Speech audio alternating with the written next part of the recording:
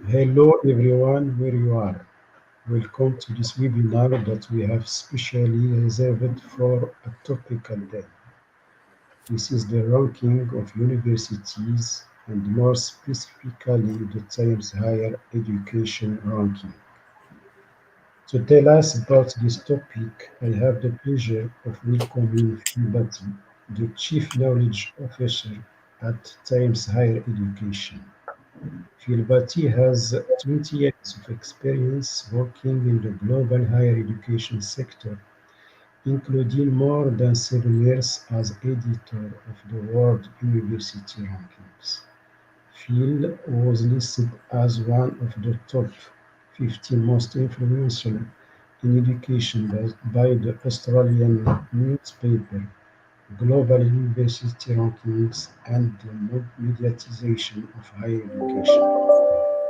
Phil founded the term Higher Education World Academic Summit, first held in Singapore in 2013. The event has since grown into a successful World Summit series, bringing together senior university leaders and policymakers. Welcome, Phil Batty. You, Thank you very much. Thank you very much you have, for your welcome. okay, It's a pleasure to be here. I'm going to share my screen to show you some data with yes, regards to the Arab yes. world. And you will have 30 minutes to present the findings of the latest World Ranking 2022 with focus on the Arabic universities, their weaknesses and their strengths, and after the presentation, you will answer some questions. Yes, thank you very much indeed for your kind invitation. So I'll just share some slides right now and walk through the data and the results for the 2022 World University Rankings, which were published, of course, just a few days ago, really, on the 2nd of September. So this information is very much hot off the press and very much fresh data, giving us a really good picture of the world of the geopolitics of the knowledge economy. So before I started, I wanted to really stress that the World Universities Rankings are based on some very, very sound data. Some rankings are something of a beauty parade. Some rankings are really a question of marketing gimmicks, but the Times Higher Education rankings are based on incredibly rigorous research. For this ranking, we have examined almost 14.5 million research publications, including journal articles, but also books and book chapters and conference proceedings. We've analyzed 108 million citations. Universities themselves have presented us with 430,000 data points on their demographics, their size and shape, their revenues, their student population, their faculty population. And we've gathered 22,000 responses to our reputation survey, giving us a view of the prestige and the standing of academics judged by other academics. In total, we're ranked 1,662 universities from 99 countries, and we were able to take submissions from over 2,000 universities. All of this data goes into what I think is the most comprehensive, the most balanced, most rigorous ranking methodology in the world. We have 3 sources of data: from the data portal, from the reputation survey, from the Scopus database, and we create 13 separate performance indicators grouped into 5 core pillars of performance. And I will go through these one by one so we can understand the methodology. I think before I share the data, it's important to share the methodology for the sake of transparency. So citation impact, one of the single biggest influences on the ranking performance. This is field-weighted citation impact. This simply looks at how much your university is disseminating new knowledge to the global community, the publications, how influential they are in informing other scholars' work, in being built upon to push the boundaries of new knowledge. We create global benchmarks for the citation impact of all papers and all publications by year, by publication type, across more than 300 different subject areas, create global benchmarks, and we compare each university to the global benchmark. And we do recognize the diversity of universities. We don't privilege any one particular field of study over another. Some areas are much more highly cited than other areas. We create those normalized metrics for all the different subject areas to reflect your own preferences around the subject mix and the subject balance at your university. We also look at your productivity in research, your ability to produce papers in the World Index journals scaled for the size of the university. We look at income to academic staff ratio, the sense of being able to pull in research income, research grants in a competitive environment. And we look at your reputation. This is the survey of 22,000 scholars that I mentioned earlier. We're asking peers who is producing great research in your field based on your expert knowledge. And we distribute that survey to the whole world based on the United Nations data on the distribution of scholars globally. So there's no country bias or regional bias. It's distributed to represent the true global scholarly community. The teaching environment, we're looking at metrics that give us a sense of what it's like to be taught or be in the teaching world at that institution. There's limitations of the data that's available over 99 countries. So we look at some fairly simple proxies. We look at staff-student ratios with a low weight. We look at teaching reputation, again, using that scholarly survey of peer-to-peer assessment. We look at income. Again, if you have $100,000 per student, it doesn't guarantee you provide good teaching environment, but it certainly supports and helps the teaching environment compared to less well-resourced institutions.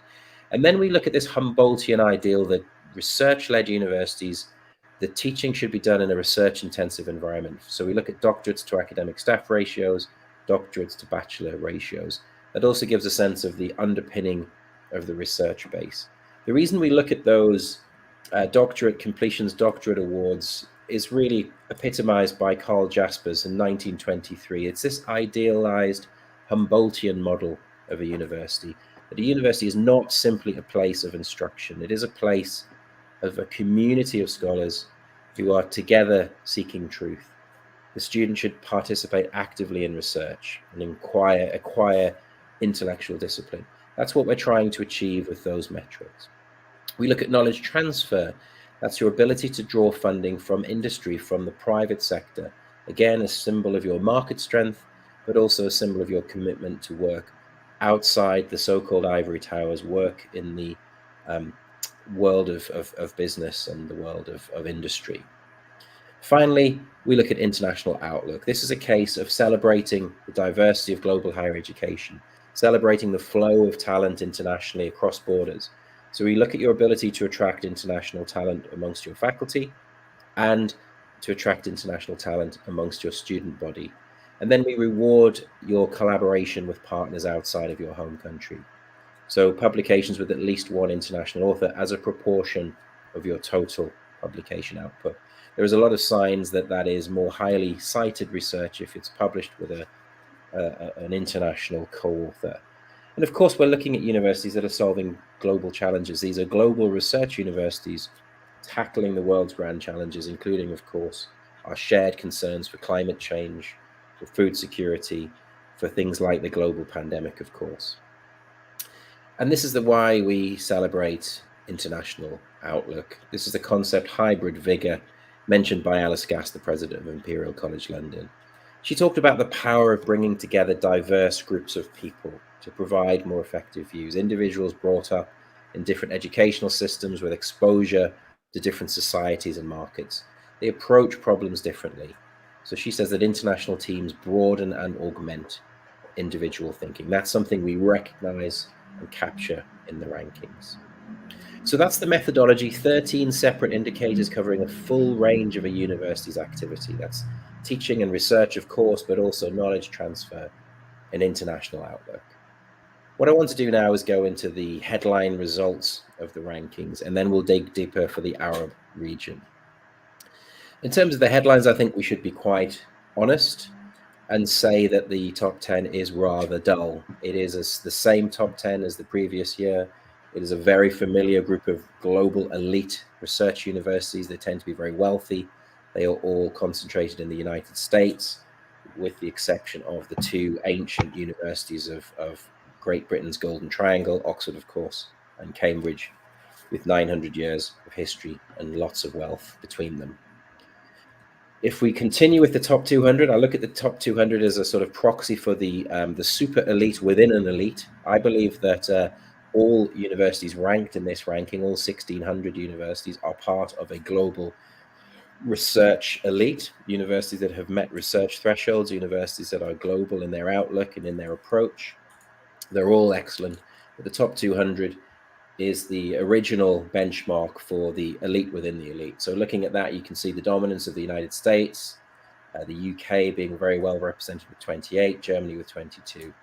But we're seeing change. We're seeing a shake-up of this landscape. It's not just the Western, North American, Western European elite now. We're seeing China rising. Peking University and Tsinghua University have reached the top 20 in joint 16. China has 10 representatives. That's more than it's ever had. But probably the most standout result for me and for this audience is Saudi Arabia. Saudi Arabia, for the first time ever, has broken the world top 200. King Abdul Aziz University in Saudi has entered in 190th place. So it's a fantastic result for Saudi and, of course, for the wider region, as a rising tide lifts all boats. So in terms of what's been going on in the wider field, the rise of China is probably the biggest story of the rankings. 2 universities in the top 20 for the first time, Tsinghua, Peking taking 16th place together, the highest ever position for Chinese universities. 10 in the world top 200 compared to just 2 back in 2016. And other East Asian nations are rising. South Korea has increased its representation in the top 200 from just 4 back in 2016 to 7 now. Hong Kong's increased its representation. Singapore, you can see, has been steady in the top 50, but it's slowly pushing up higher into the world top 50. So East Asia is a real hotspot of success in global higher education. So how the Middle East and how the Arab world interacts with East Asian counterparts will be a big determinant of the future strength and connectivity of the region. This just shows the biggest changes in the top 200 from 2018 to 22 in terms of who's improving most. Of course, China is the dominant force, but you can see also South Korea there. The UK, the United States, actually not improving quite as well as some key competitor nations. But let's dive a little bit deeper into the Arab region. This is what we're here for. So the first thing I'd say is that the representation from the Arab world is improving significantly. North Africa actually is quite dominant here, with Egypt with 23 ranked universities. But of course, we have Saudi Arabia, one of the really standout performers of the region, doing exceptionally well with 15 representatives. Algeria has 11, Morocco has 6, Tunisia 6, Jordan 5, UAE 5. You can see that, Iraq and Lebanon 4 and 4 each. The graph you can see on the right-hand side is basically showing the volume of universities represented. That is in the size of the square, and then the color of the square represents the mean score. So you can see there the US is the powerhouse. It has more universities than anyone else, but they're also that darker green shows strength across the system. You can see Japan next to that is the second best represented nation in terms of the number of ranked universities, but the lighter color shows those universities don't have the high scores that the US and UK do. And you can see there actually Egypt, Saudi, Algeria doing well with representation, but Saudi there is the darker color, showing actually quite strong performance across the nation. In terms of specific results, we're seeing a really great period for the Arab world. In particular, of course, Saudi, as I say, King Abdulaziz joining the top 200 for the first time, but Al Faisal University also moving up a band from the top 300 into the top 250. University of Hail in Saudi Arabia also entering the rankings for the first time ever in the top 400. King Fahd University of Petroleum and Minerals rising up 2 bands. King Saud rising up a band of 100 places. Some very, very good results. The arrival in the ranking of a Palestinian university, Al Najah National University, is a great cause for celebration. Overall, 14 universities are in the top 500 now, compared to just 8 last year for the region. So the region is really starting to show its strengths in the global on the global stage, in the global rankings. And I think that's very, very encouraging for the whole region. As the research capacity improves, the search quality improves. Looking more widely, the Arab world now has 41 universities in the world top 1,000, compared to only 32 last year. So again, strength in depth. More and more universities from this part of the world are starting to become part of a true global research elite. And I think that's something to be celebrated. And I hope success in rankings breeds more success as it brings visibility, it brings opportunity, it attracts talent, it attracts investment, it attracts partnerships. So I really hope that these results create further success. Looking at the challenges facing the region, this basically shows the distribution of scores on all of our 13 metrics for the whole world. The boxes and whiskers on the right-hand side are the whole world. And laid on top of that, the box and whiskers on the left-hand side show the Arab world. So what we can see there is the distribution of scores for all of the 13 metrics for the whole world, and overlaid the Arab world. So what you can immediately see, for example, on the right-hand side, international co-authorship, a really strong symbol of building research capacity, collaborating across the world. The Arab world is way ahead of the rest of the world in general for international co-authorship. That shows that appetite to collaborate, to challenge, to tackle the world's joint challenges together, but also, of course, to get the rest of the world to support the Arab world research capacity. You can see in the middle, that blue set of bars, citations. The Arab world is very close to world average, but just slightly down, slightly behind the world average. And then you can see, of course, on publications per faculty, the productivity, the production of research papers, quite a bit lower. So producing less research, but the research that is being produced is actually of a high standard. And the one area where, as in addition to international co-authorship, another area where the Arab world is stronger than the rest of the world is very favorable student-staff ratios. So a very strong basic teaching environment in terms of the resources available to students. So that gives us a snapshot of the differences between this region and the wider world.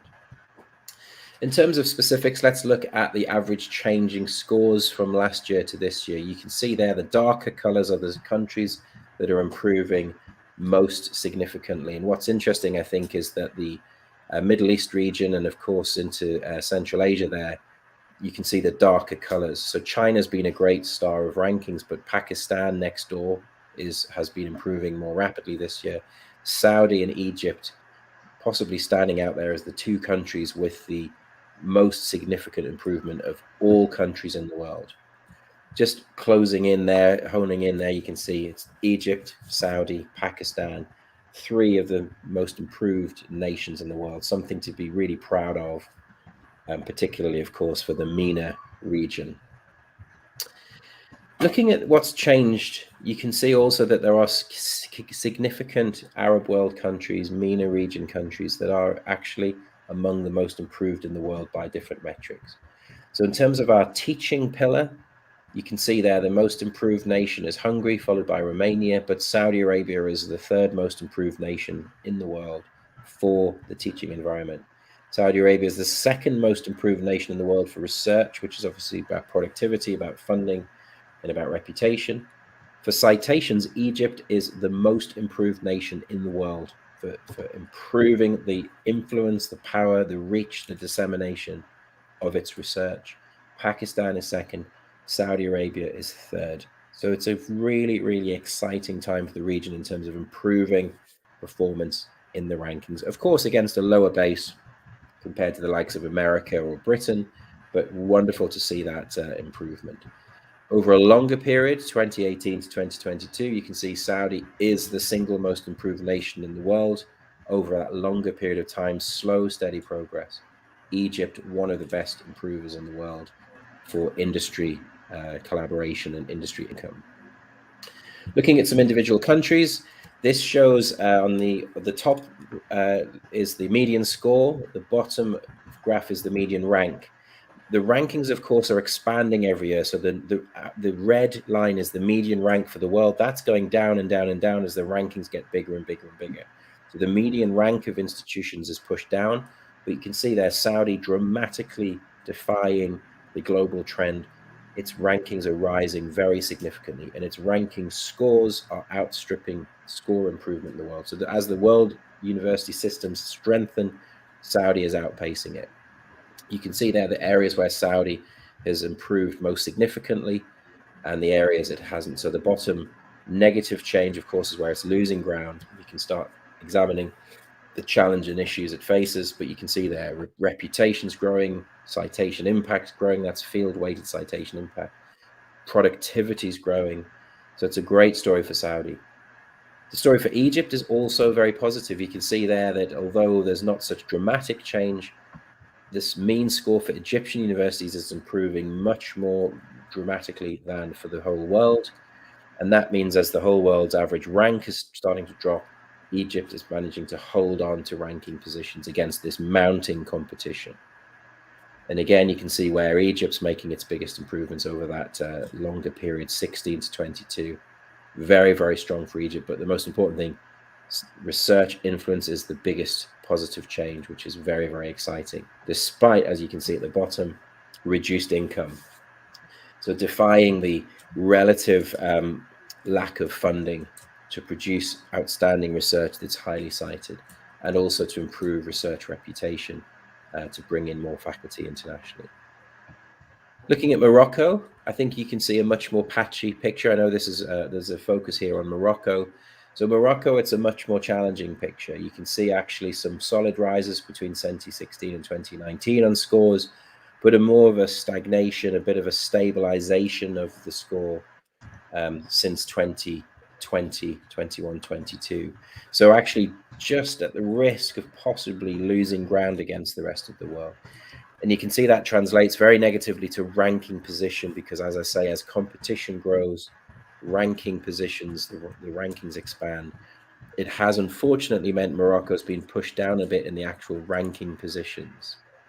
But you can see here it's not that gloomy for Morocco. Of all of the 13 indicators, Morocco is improving a long term between 2016 and 22, improving its citation impact, its research influence, improving its reputation, improving its productivity, improving its research income. So very, very positive changes there for Morocco. The problem is, of course, that the world is also improving. Competitor nations are perhaps improving more rapidly. So while it's very good news for the whole world, it's very good news for Morocco, it does mean, relatively speaking, Morocco has been losing some ground in the global rankings. But you can see areas for improvement there. Research reputation, we need to do better to communicate the reputation of Moroccan research.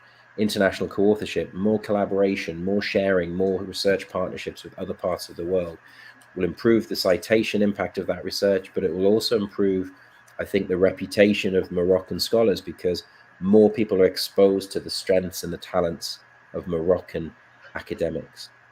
And looking at Morocco there, you can see that it's sitting quite a way behind the world on core metrics. But I think we can see, we can start to think that those citation impacts will improve, particularly as we improve the international co-authorship, improve the productivity.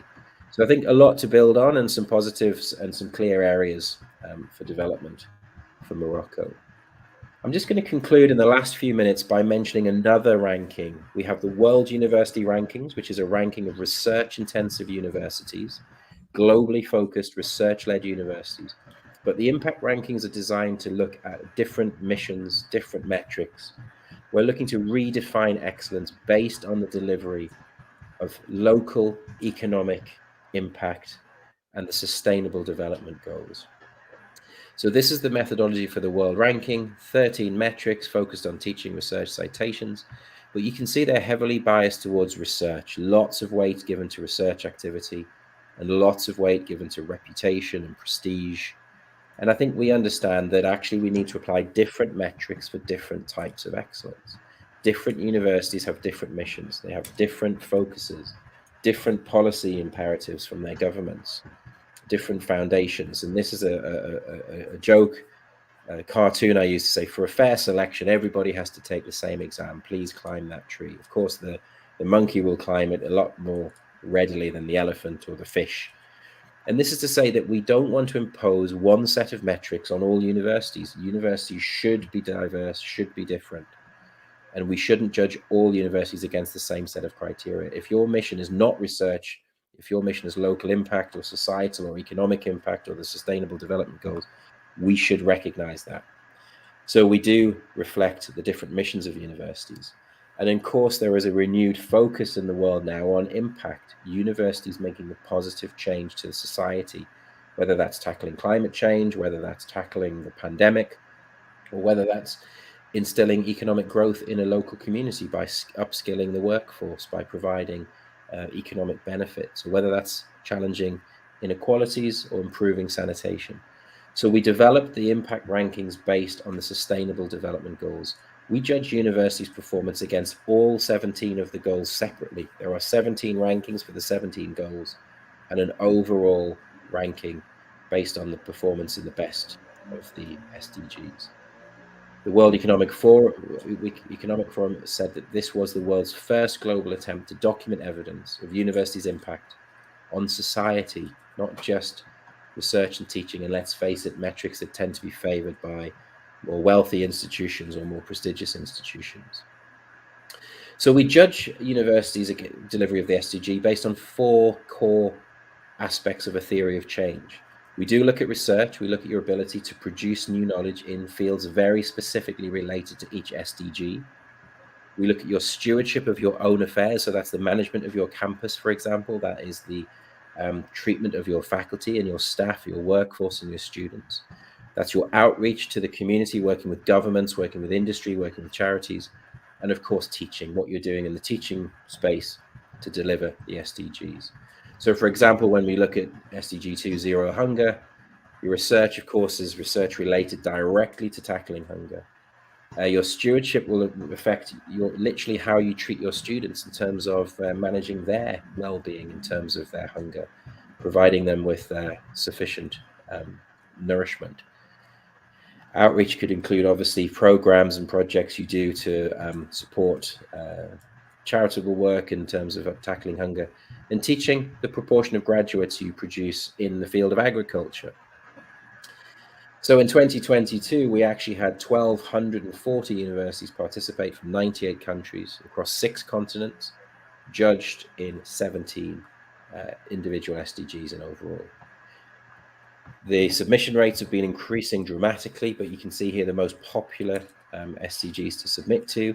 SDG 4, good quality education, is the most popular, other than, of course, 17, which is partnerships for the goal. We make that one compulsory. SDG 3, good health and well-being, I'm very pleased to see, is also very prominent and very powerful in a pandemic era. It's great that universities are committing to good health and well-being. But just as I wrap up, I wanted to focus on the fact that what happens with this ranking, of course, it's not dominated by the traditional Western elite, the extremely wealthy universities of America or Britain. You can see across different SDGs, universities from the Arab world stand out. So for SDG 10, Zero Hunger, you can see an Egyptian university, Aswan University, is in the world top 10. For affordable and clean energy, you can see a Thailand university is number 1 in the world, and a Moroccan university is actually in the world top 10 for affordable and clean energy. This is a fantastic way to showcase and demonstrate the impact universities have on society outside the traditional rankings that favor research and prestige and wealth. Reduced inequalities, of course, you can see a Saudi Arabian university, King Abdul Aziz, as well, top 10. Partnerships for the goal, you can see a great variety, but a Lebanese university, the American University of Beirut, world top 10.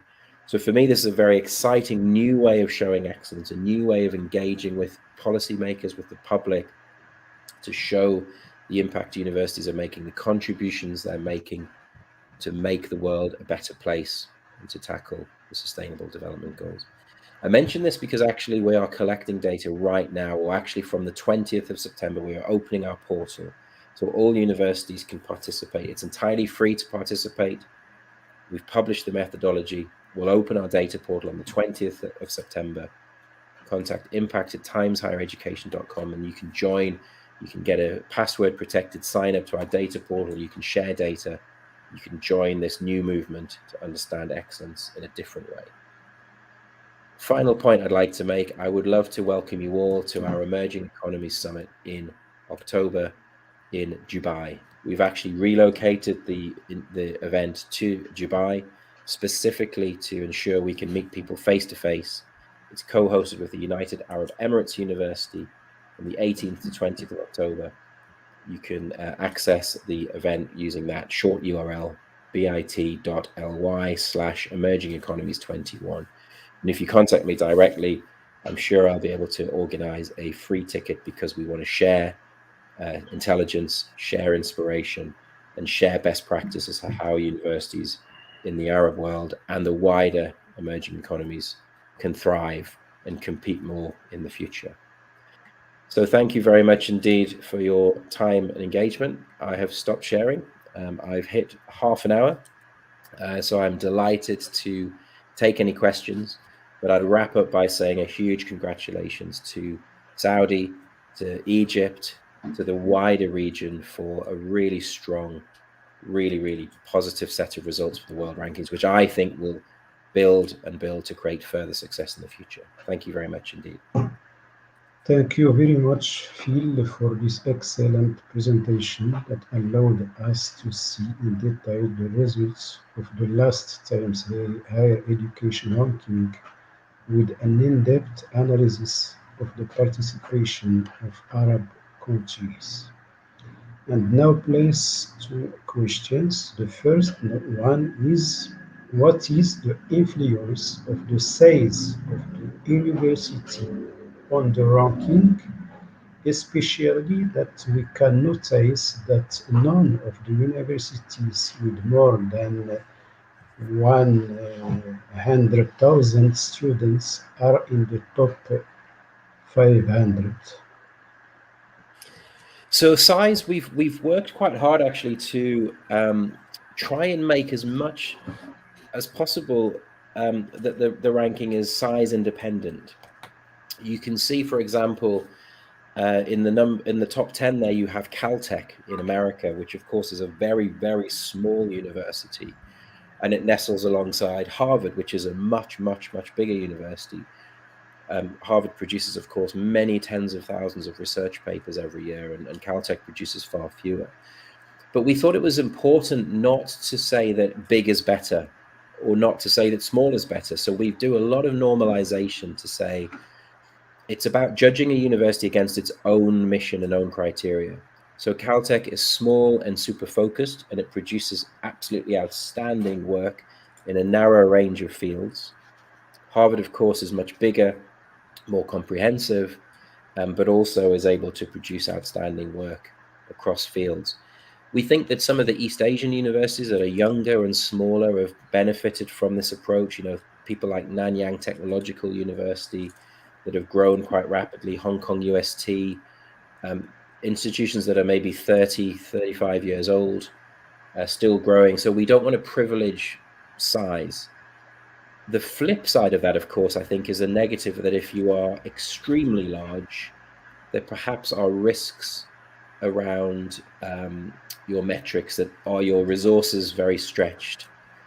Are you able to provide a really positive student experience if there are a very high volume of students? Does it make your faculty-student ratios suffer in terms of the intimacy of the experience for students? So we want to be neutral on size. We don't want to say that one big is good or small is good. We want to make sure we're normalizing as so many of our metrics. We do use the size of the institution as a denominator in many ways. So it's research papers according to the number of faculty. It's everything's sort of normalized by size to try and be as neutral as we can.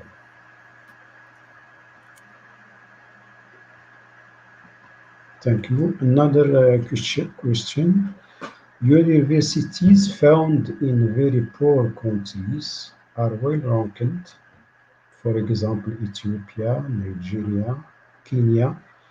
and even better than universities in rich countries. How do you explain it?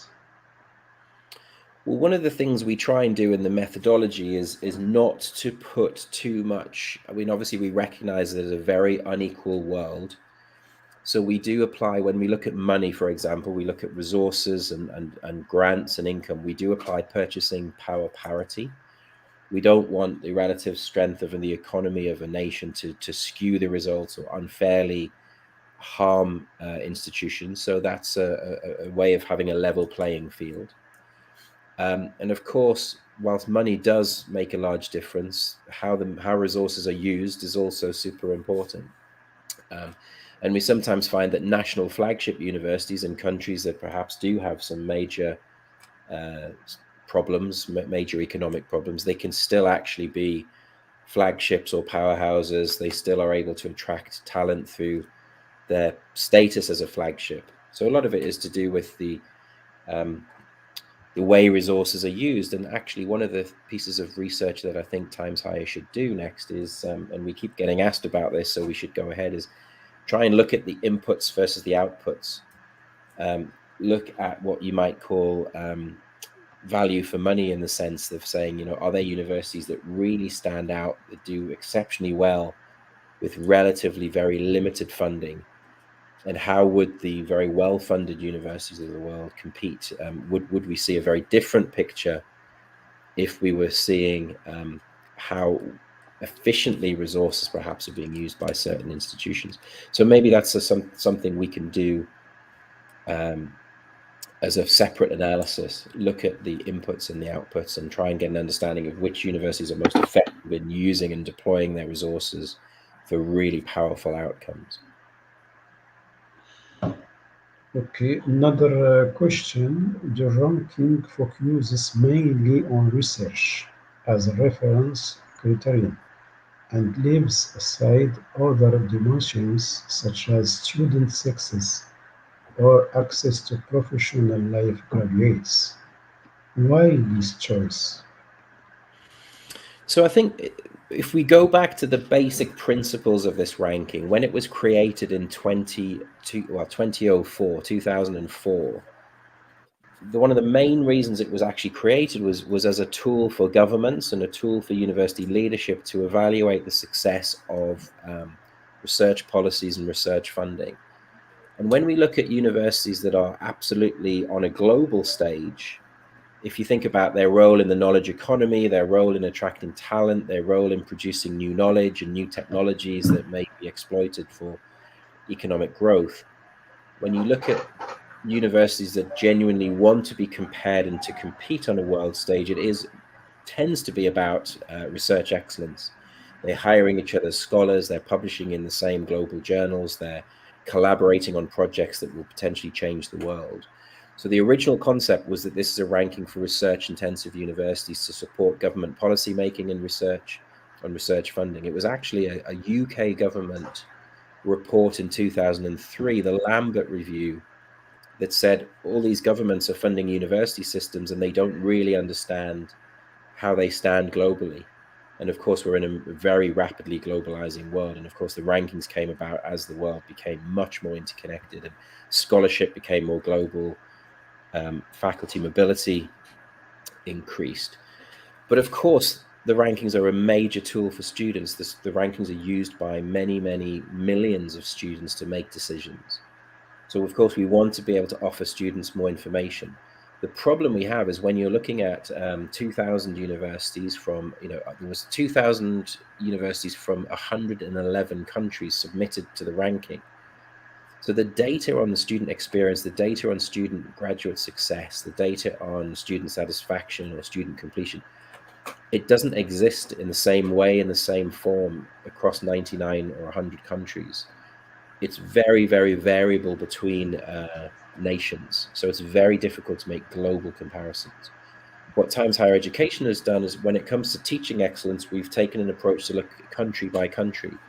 So, for example, we have created the Wall Street Journal college ranking for the United States of America.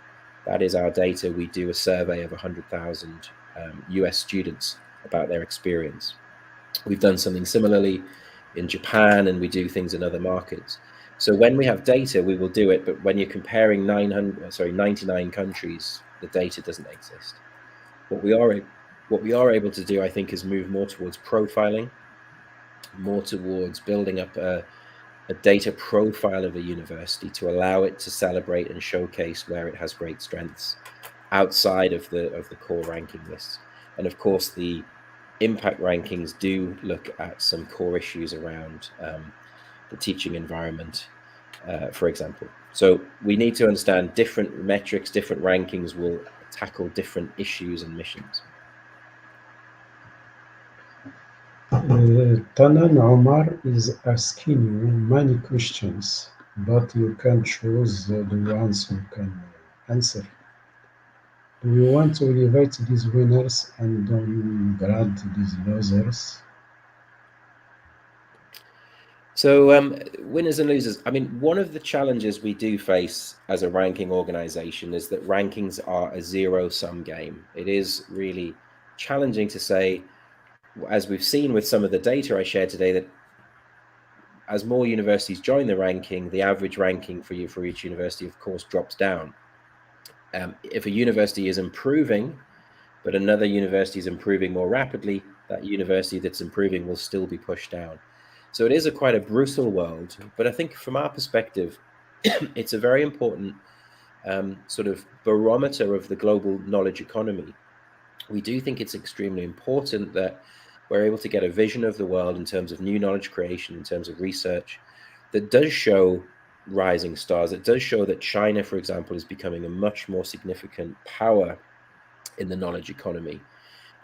However that's regarded, it's a sense of intelligence and an understanding of the world. So I think that it is tough, but completely fair. And of course, it's transparent. I do think one of the things we should do is take the data and use it for profiling and use it for benchmarking and use it in a way that breaks down the ranking. The single composite score of the ranking, of course, is inherently simple. So one of the things Times Higher Education does, we encourage people to rank by the different criteria, to filter the rankings for different countries, for different regions. We provide local context, of course, regional rankings or thematic rankings.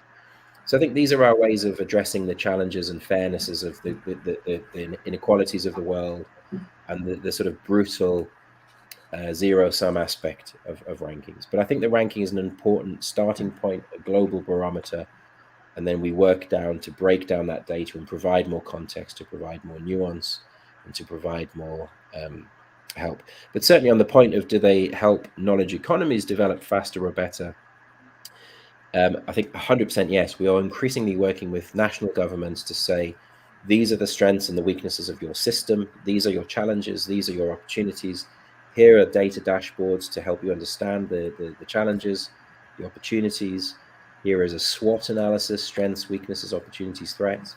And here is potentially a roadmap for change and how we can support you. So they absolutely support knowledge economies to develop and understand themselves and set policy. But they also do, I think, help students. They don't always speak to everything about the student success or a student outcome, but they give students a very strong sense of which institution is well regarded, which institution is very prestigious, which institution is producing outstanding research. And I think for students who are making a huge commitment to the future, possibly investing large sums of money in their education, they want that reassurance, they want that understanding the university has global currency, global prestige, and global reputation, particularly, of course, if you're a postgraduate or a research student. Another question from Ahmed Firas Hamada. What do you think to be the first move for Arabic higher education institutions to make in order to improve their ranking? I think the first step has already been taken, which is apparent in the rankings, which is simply taking part. One of the challenges I think I observed maybe 5 years ago, maybe even less, 3, 4, 5 years ago, was that the data and the information in the Arab world was very limited. So the very first thing that I think helps is if universities from the Arab world put their data in a position that allows them to benchmark, allows them to analyze their performance, and allows them to understand their strengths and weaknesses. It's an immediate positive starting point, because you can make decisions informed by data, informed by intelligence. You can benchmark against competitors and aspirational institutions that you maybe aspire to match. So the very first step is sharing that data, putting themselves forward for being benchmarked. And of course, then being visible on the rankings, I think brings further benefits. It brings visibility. It brings the opportunity for more partnership. It brings the scope for more inward investment. And of course, it really helps attract talent. The rankings do influence student decision-making around who they choose for their education. So those things are hugely positive. I think the other thing that just is the most fundamental thing really is actually funding and resources. You need money to build a research base. You need money to retain your talent. You need money to attract talent to your institution. So money is hugely important. But then I also see what the Arab world is doing, particularly places like Qatar and the United Arab Emirates, being a global hub, sharing, collaborating, reaching out to external partners, bringing in knowledge from different countries. So building that international collaboration, that's really important. And that often means your research gets more highly cited and your reputation grows. So that breeds further success. The other thing, of course, I think is marketing, telling the world about your strengths, communicating your strengths, your mission, what you want to achieve. It really does actually support the sector as a whole, brings more visibility. So lots of different things there, but a great first step in the right direction. Okay, Moroccan universities cannot exceed the 30-point score after 7 years of participation in terms higher education. In your opinion, on which levels should they act to better perform? Sorry, would you mind repeating the question? I didn't quite catch it. Moroccan universities cannot exceed 30 points in score after 7 years of participation in terms higher education. In your opinion, on which levels should they act to better perform? I think the same as my previous answer, really, for Morocco. I think what we found with places like Saudi Arabia, with places like the United Arab Emirates, with places like I think Qatar as well, there's been a really big push towards more international collaboration.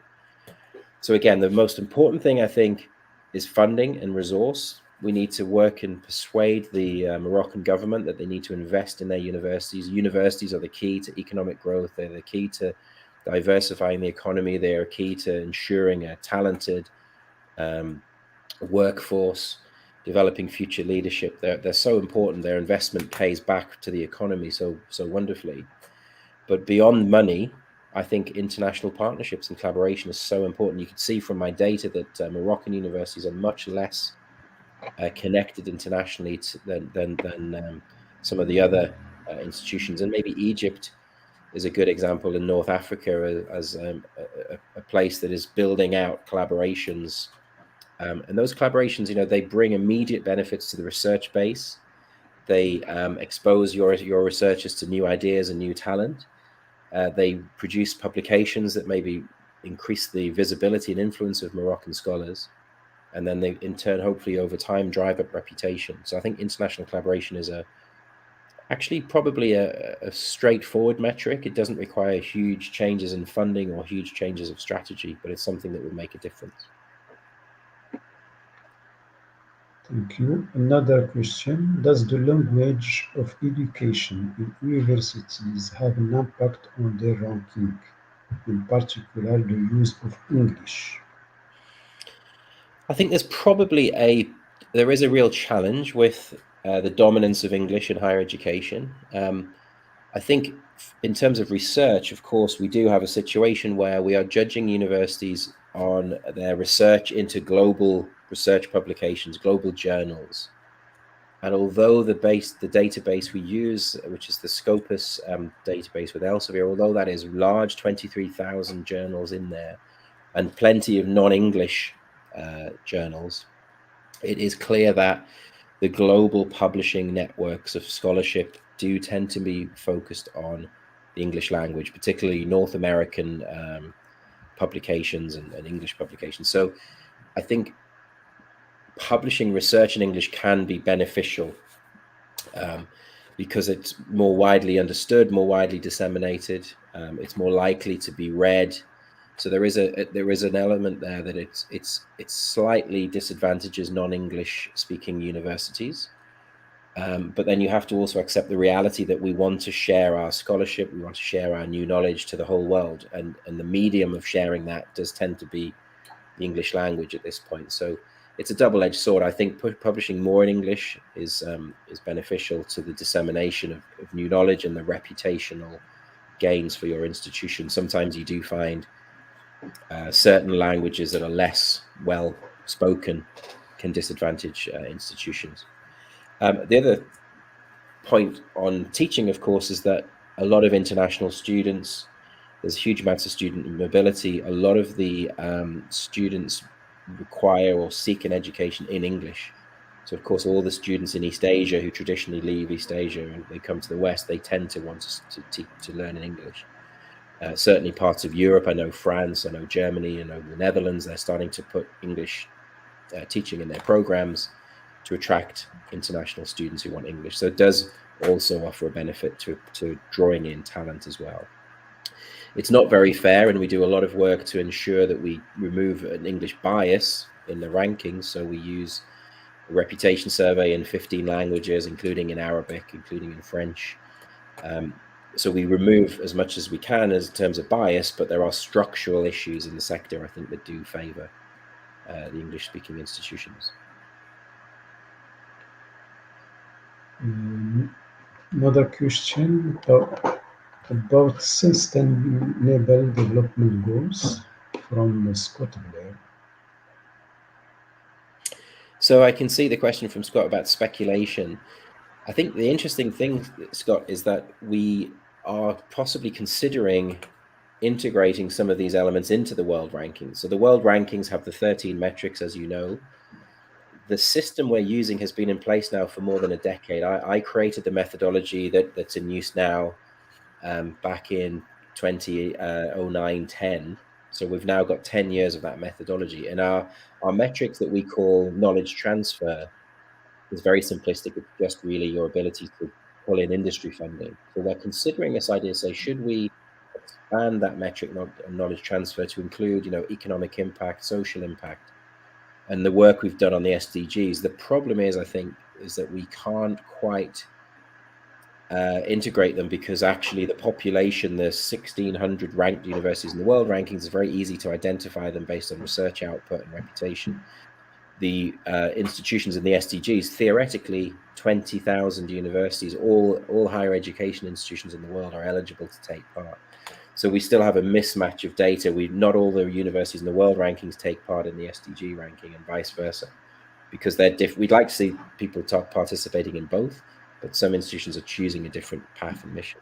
But what I would certainly say is that, of course, you have institutions like MIT at the top of the world rankings that are obviously very committed to sustainable development. They're producing outstanding work in climate action, etc., etc.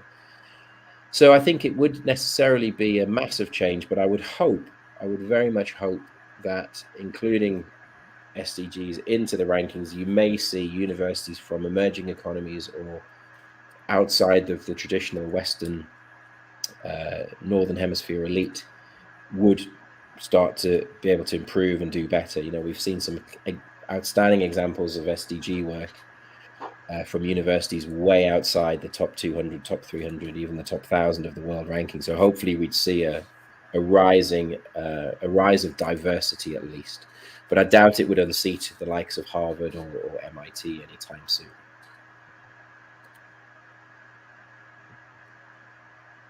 Okay, the last question.